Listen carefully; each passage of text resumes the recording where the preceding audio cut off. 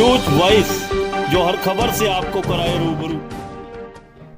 शहीदी दिवस के मौके पर जाटलैंड के पटौदा में आज अहिरवाल के दिग्गज नेता एवं केंद्रीय मंत्री राव इंद्रजीत सिंह ने न केवल जोरदार शक्ति प्रदर्शन किया, बल्कि इस समारोह के बहाने मंच से राव इंद्रजीत सिंह ने अपने विरोधियों पर जमकर बाण भी चलाए, या ये कहें कि राव इंद्रजीत सिंह ने अपने शब्द बाणों से विरोधियों को धराशाही कर दिया तो कोई अतिशयोक्ति न होगी। इस दौरान मंच से राव इंद्रजीत सिंह ने अपने विरोधियों और पार्टी के शुभचिंतकों को शायराना अंदाज में जमकर आड़े हाथों लिया और मन की भड़ास निकाली। उन्होंने कहा कि जीवन में दुश्मनों का होना भी जरूरी है, अगर जिंदगी में कोई दुश्मन नहीं बना पाया तो कोई फायदा नहीं, इसलिए मुझे मैदान में बनाए रखने के लिए मैं दुश्मनों का भी धन्यवाद करता हूं। उन्होंने कहा कि मैं तो रिटायर होने वाला था, लेकिन मेरे दुश्मनों ने हथौड़े मार मार कर मुझे मैदान में रहने को मजबूर कर दिया। उन्होंने कहा कि ये लड़ाई अब अहिरवाल तक सीमित नहीं रहेगी, बल्कि अहिरवाल से लेकर पानीपत होते हुए आगे तक जाएगी। राव इंद्रजीत सिंह यही नहीं रुके, उन्होंने कहा कि नेता दो तरह के होते हैं, एक पैराशूट से उतरने वाले और दूसरे नेता ऊपर से आने वाले। मैं पैराशूट से उतरने वाला नहीं, बल्कि नीचे से ऊपर आने वाला नेता हूं। सरकार बनाने में हमारा भी महत्वपूर्ण योगदान रहा है, लेकिन मेरा सवाल है कि हमने 2 बार सरकार बनाने में जितना काम किया, क्या उतना वाजिब इनाम मिला? मगर याद रहे कि उनके घर में देर है, अंधेर नहीं। तंज कसते हुए राव इंद्रजीत सिंह ने कहा कि पिछले चुनाव में एक नारा आया था, पता नहीं कहां से, अब की बार 75 पार, लेकिन 43 तक सिमट कर रह गए, ये भी अपने आप में सवाल है। कार्यक्रम के दौरान राव इंद्रजीत सिंह ने भाजपा प्रदेश अध्यक्ष ओपी धनखड़ की जमकर तारीफ की और कहा कि धनखड़ साहब धैर्य से काम करने वाले नेता हैं। इस दौरान राव इंद्रजीत सिंह की बेटी आरती राव भी चुप नहीं रही और उन्होंने भी मंच से दहाड़ते हुए कहा कि वे भी अब चुनाव मैदान में उतरेंगी। चुनाव कहां से लड़ेंगी और कब लड़ेंगी, यह तो आने वाला समय बताएगा। जाटलैंड के पटौदा में आयोजित इस रैली में भारी जनसमूह के बीच 4 सांसद धर्मवीर सिंह, अरविंद शर्मा, रमेश कौशिक और डीपी वत्स के अलावा कैबिनेट मंत्री डॉक्टर बनवारी लाल, ओम प्रकाश यादव और विधायक लक्ष्मण यादव के अलावा अन्य कई छोटे बड़े नेता भी मौजूद रहे। रेवाड़ी से न्यूज वॉइस के लिए संजय कौशिक के साथ अजय सागर अत्री की रिपोर्ट।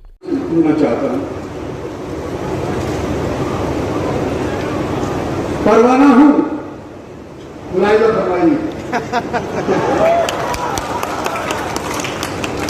परवाना हूं, शाम तो हो, शम्मा तो हो। परवाना हूं, शाम तो हो, शम्मा तो हो, जलने के लिए हूं तैयार, कुछ बात तो हो। तो आप लोगों का आज इतना भारी समूह देख करके एक चीज और कहना चाहता हूं जो हेनरी फोर्ड ने कही थी। हेनरी फोर्ड है, उसकी गाड़ी भी चलती है, मर गया बेचारा, अमेरिकन था। उन्होंने कहा था कि जब लोग इकट्ठे होते हैं तो शुरुआत होती, वो शुरुआत आज आपने कर दी। इतने ज्यादा तादाद के अंदर इकट्ठे हो गए कि आधे से ज्यादा तो वहां रोड से ही उल्टे हो गए। अभी कौन पहले चलेगा 5-6 किलोमीटर, रोड से ही वापस हो गए, गाड़ी में बैठ कर लेंगे। तो वो कहते हैं कि जब लोग इकट्ठे होते हैं तो शुरुआत होती है, जब लोग इकट्ठे रहते हैं तो तरक्की होती है, प्रोग्रेस। और जब लोग इकट्ठे काम करते हैं तो कामयाबी होती है। तो मैं आज आपसे ये कहना चाहता हूं कि पहली पौड़ी तो आपने आज के दिन साध ली, तो इकट्ठे रहो और इकट्ठे काम करो। आने वाला समय आपका और हमका सभी का होगा। धन्यवाद। एक प्रोफेसर छत्रपाल नौजवान जैसे आखिर में रिटायर क्यों हूं, सेहत से दुरुस्त हूं, न मेरे को कोई मेंटल प्रॉब्लम है, न मेरे को ब्लड प्रेशर है, न मेरे को मिर्गी आती है, और 50 साल की से किसी से दौड़वा करके देख लो बराबर की दौड़ में पा रहे हूं तो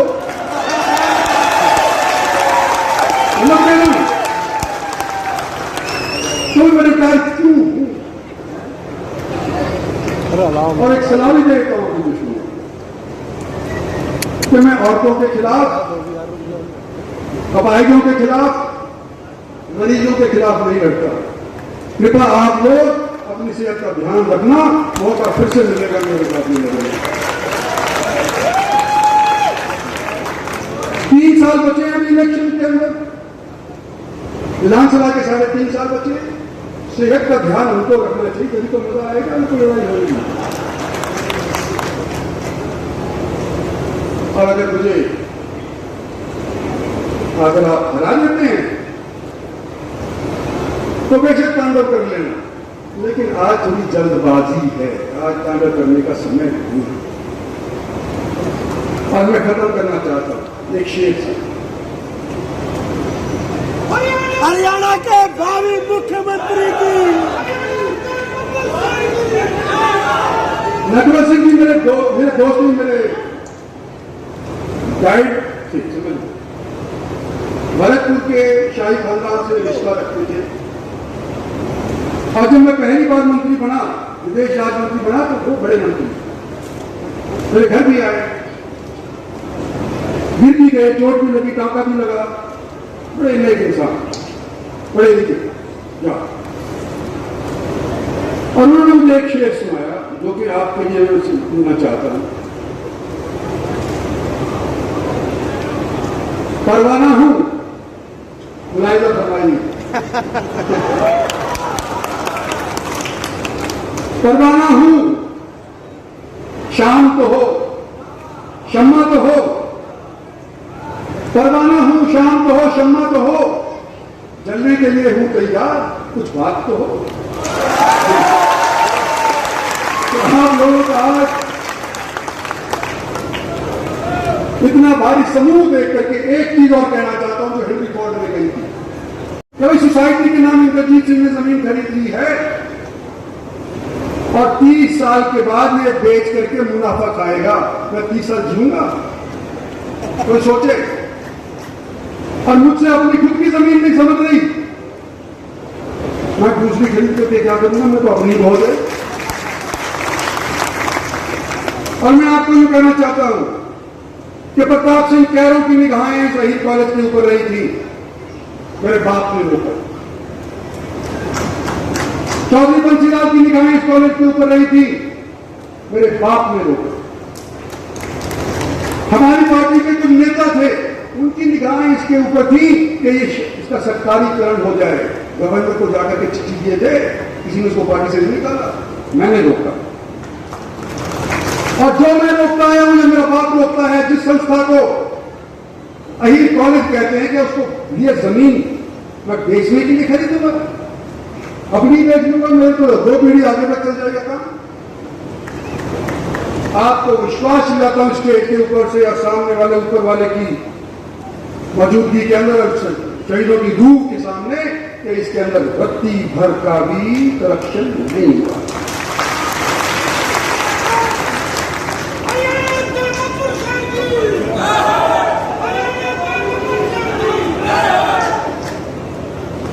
मेरे दुश्मन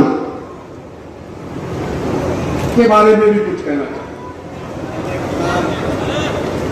अगर अपनी जिंदगी में कोई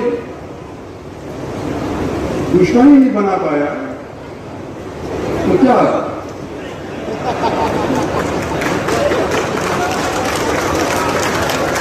मैं अपने दुश्मन का धन्यवाद करना चाहता हूं सार्वजनिक तौर के ऊपर,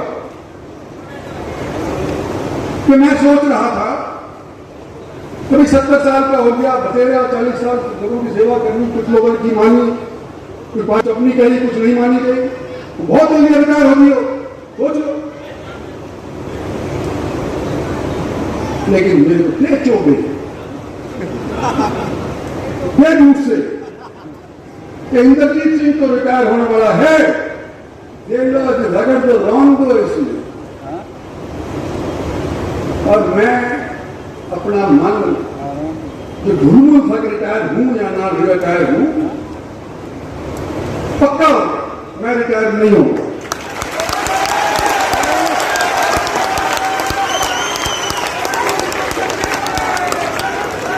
आखिर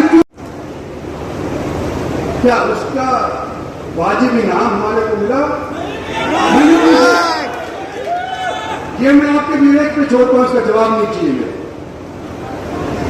ये मैं आपके विवेक के ऊपर छोड़ता हूं। और मैं यूं कहना चाहता हूं, जैसे मेरी बेटी ने कहा घर में वेद है, वेद नहीं तोड़े।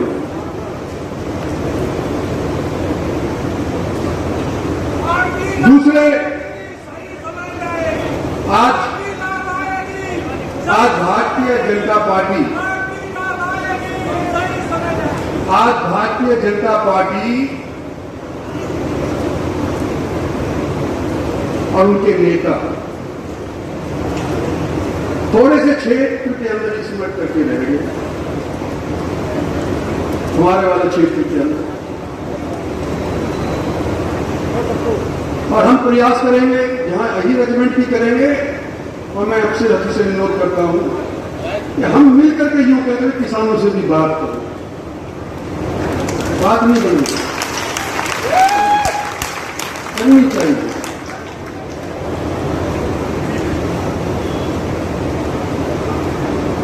मैं जवानों को कुछ कहना चाहता हूं,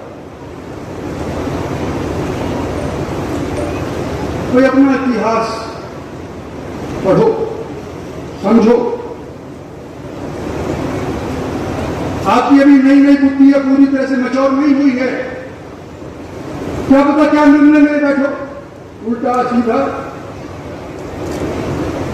लेकिन निर्णय लेने से पहले अपना इतिहास जरूर पढ़ो। ये मैं अपने नौजवान साथियों को कहना चाहता हूं, फिर जभी आप सही फैसला ले पाओगे। मैं अपने भाइयों से भी कुछ कहना चाहता हूं, सगे भाइयों, इतना ही कहना चाहता हूं कि तुम भी सोचो, समय बदल रहा है, सोचो। और मैं अपने साथियों से कहना चाहता हूं,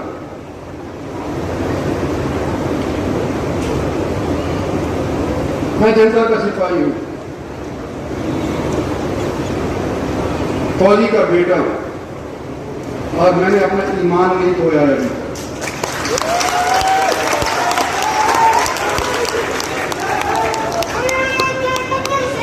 पिछले दिनों के अंदर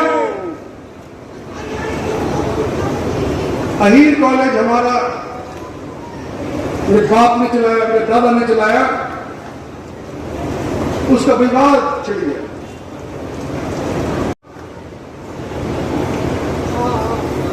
पता नहीं कहां से नारा निकला है, अब की बार 75 पार, अब की बार 75 पार।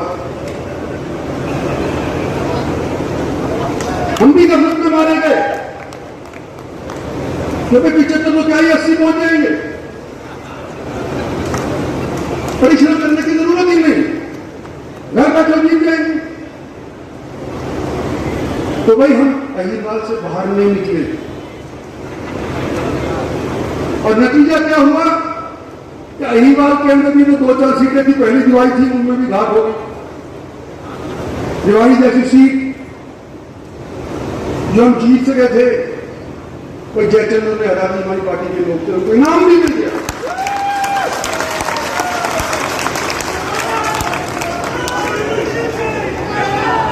और मैं भी आपसे एक चीज पूछ सकता हूं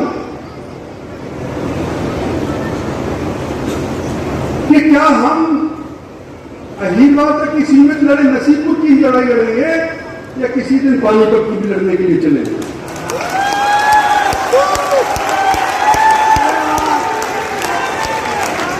जो कहानी हम सोचे थे तो हुई नहीं, जो कह रहे थे करेंगे उनसे हुआ नहीं, तो हम उनका योगदान करने के लिए बाहर अहीरवाल से निकल के चले कि नहीं चले?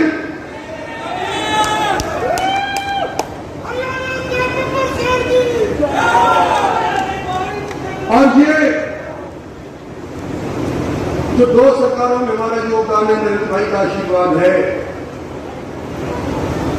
सरकारें बनी हैं, अभी 3 साल बकाए, 3.5 साल और बकाए हैं। एक सवाल और करना चाहता हूं कि जितनी हमने योगदान दिया, क्या उसका वाजिब इनाम हमारे को मिला? नहीं। ये मैं आपके विवेक पे छोड़ता हूं, इसका जवाब नहीं चाहिए मेरे। ये मैं आपके विवेक के ऊपर छोड़ता हूं।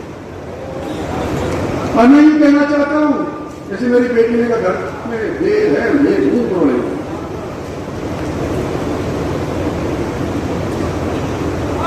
दूसरे, आज भारतीय जनता पार्टी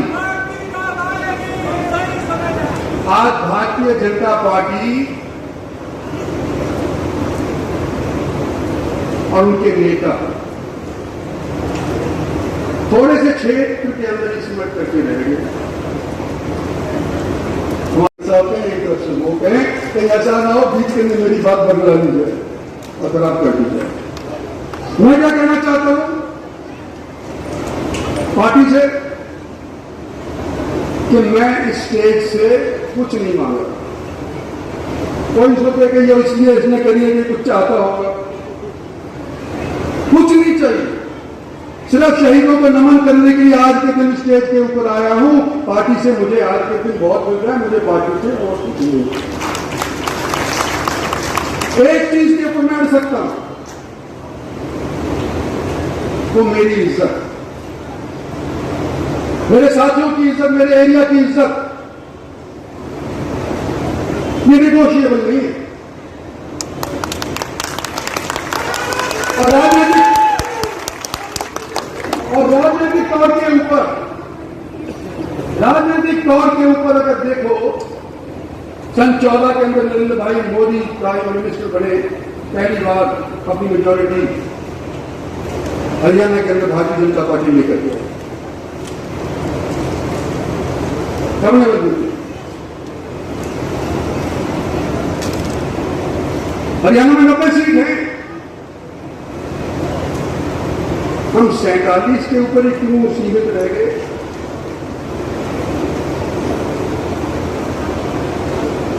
और अगर यूं देखा जाए कि जहां कांग्रेस पार्टी की तूती बोलती थी, जिस एरिया को आज के दिन हम और आप अपना कहते हैं, उसमें एक भी कांग्रेस ही नहीं बचा। सारे के सारे लुटा दिए जनता ने। और भारतीय जनता के एमएलए को वहां पर स्थापित कर दिया। तो ये हमारा आपका मिलमा क्षेत्र है, जिसके सहयोग से और नरेंद्र भाई मोदी के आशीर्वाद से पहली बार सन 14 के अंदर ये सरकार हरियाणा के अंदर बीजेपी की बनी। और दूसरी बात, पता नहीं कहां से नारा निकला है, अब की बार 75 पार, अब की बार 75 पार। हम भी गफलत में मारे गए, क्योंकि 75 तो क्या ही 80 पहुंच जाएंगे, परिश्रम करने की जरूरत ही नहीं, घर बैठे जीत जाएंगे। तो भाई हम अहिरवाल से बाहर नहीं निकले,